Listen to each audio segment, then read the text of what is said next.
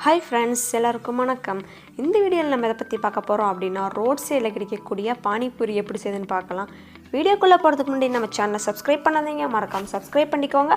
பக்கத்துல இருக்கிற பெல் ஐகானை கிளிக் பண்ணிக்கோங்க. வாங்க வீடியோக்குள்ள போகலாம். இப்போ பானி பூரிக்கு தேவையான பானி ரெடி பண்ணிக்கலாம். அதுக்கு ஒரு மிக்ஸி ஜார்ல 1/2 கப் புதினா, 1/2 கப் கொத்தமல்லி தழை, ஒரு பச்சை மிளகாய், ஒரு துண்டு இஞ்சி, ஒரு ஸ்பூன் சாட் மசாலா போட்டுக்கோங்க. சாட் மசாலா இல்லைன்னா ஸ்கிப் பண்ணிடலாம். 1/4 டீஸ்பூன் மிளகுத்தூள், உப்பு தேவையான அளவு, சீரகத்தூள் 1/4 டீஸ்பூன், சீரகத்தூள் இல்லாதவங்க சீரகம் கூட 1/4 டீஸ்பூன் போட்டுக்கலாம். மிளகாய்த்தூள் 1/4 டீஸ்பூன், லெமன் ஜூஸ் கொஞ்சமாக ஊற்றிக்கோங்க. இது ஒரு புளிப்பு சுவைக்காக. இப்போ நம்ம இதில் கொஞ்சமாக தண்ணி ஊற்றி நல்லா ஃபைன் பேஸ்ட்டாக அரைச்சிட்டு வந்துடலாம். பாருங்கள், நல்லா அரைச்சாச்சு. இது இப்போ நம்ம வடிகட்டி எடுத்துக்கலாம். வடிகட்டி எடுத்ததும் அதில் கொஞ்சம் தண்ணி ஊற்றிக்கோங்க. இப்போ உப்பு புளிப்பு காரம் இருக்கான்னு பாருங்கள். இல்லைன்னா உப்பு காரம் போட்டுக்கோங்க. எனக்கு எல்லாம் கரெக்டாக இருக்குது. இப்போ உருளைக்கிழங்கு ஸ்டஃபிங் பண்ணிக்கலாம். அதுக்கு நான் 3 உருளைக்கிழங்கு வேக வச்சு எடுத்துருக்கிறேன். அதில் பொடியாக நறுக்கின வெங்காயம் கொஞ்சம் போட்டுக்கோங்க.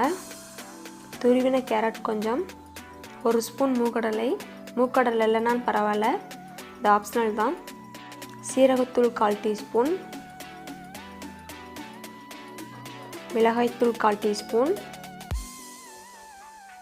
Chat masala 1/4 teaspoon. சாட் மசாலாவும் சீரகத்தூளும் இல்லைன்னா பரவாயில்ல, மிளகாய்த்தூள் மட்டும் போட்டுக்கலாம். உப்பு தேவையான அளவு. ஆல்ரெடி உருளைக்கிழங்குல உப்பு போட்டு தான் வேக வச்சுருக்கோம். அதனால் ஸ்டஃபிங்காக மட்டும் உப்பு போட்டுக்கோங்க. பொடியை நறுக்கணும் கொத்தமல்லி. இது இப்போ நல்லா மிக்ஸ் பண்ணிக்கலாம். பாருங்கள், நம்ம உருளைக்கிழங்கு ஸ்டஃபிங் சூப்பராக ரெடி ஆயிடுச்சு. இப்போ பானிபூரிக்கு தேவையான பானி உருளைக்கிழங்கு ஸ்டஃபிங் சூப்பராக ரெடி ஆயிடுச்சு.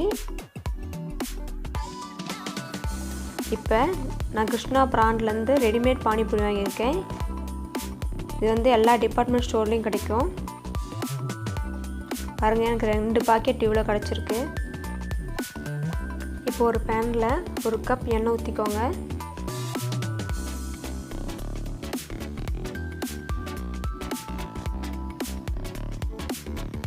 எண்ணெய் நல்லா சூடானதும் நம்மளுடைய ரெடிமேட் பானிபூரி பொரிச்சு எடுத்துக்கலாம். நல்லா மிக்ஸ் பண்ணி விடுங்க. அப்போ தான் எண்ணெய் எல்லா பக்கமும் படும்.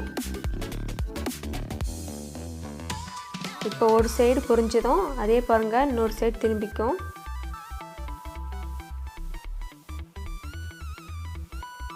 ரெண்டு பக்கமும் நல்லா ப்ரௌன் ஆகணும். இதை இப்போ நம்ம எடுத்து வச்சுக்கலாம்.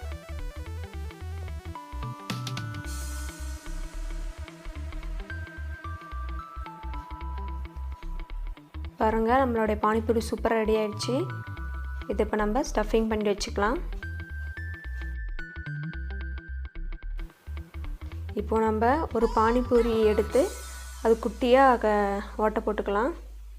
அதில் நம்ம செஞ்சு வச்சுருக்க உருளைக்கிழங்கு ஸ்டஃபிங், பொடியாக நறுக்கின வெங்காயம், துருவின கேரட், கொஞ்சம் கொத்தமல்லி. இப்போ எல்லா பானிபூரியிலும் இதுமாரி நம்ம ஸ்டஃபிங் பண்ணி வச்சுக்கலாம். பாருங்கள், எல்லாம் நான் சூப்பராக ஸ்டஃபிங் பண்ணி வச்சிட்டேன். இதை இப்போ நம்ம டேஸ்ட் பண்ணி பார்க்கலாம்.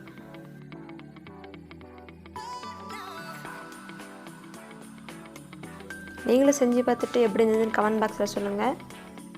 ஓகே பாய், தேங்க்ஸ் ஃபார் வாட்சிங். உங்களை நான் நெக்ஸ்ட் வீடியோவில் சந்திக்கிறேன்.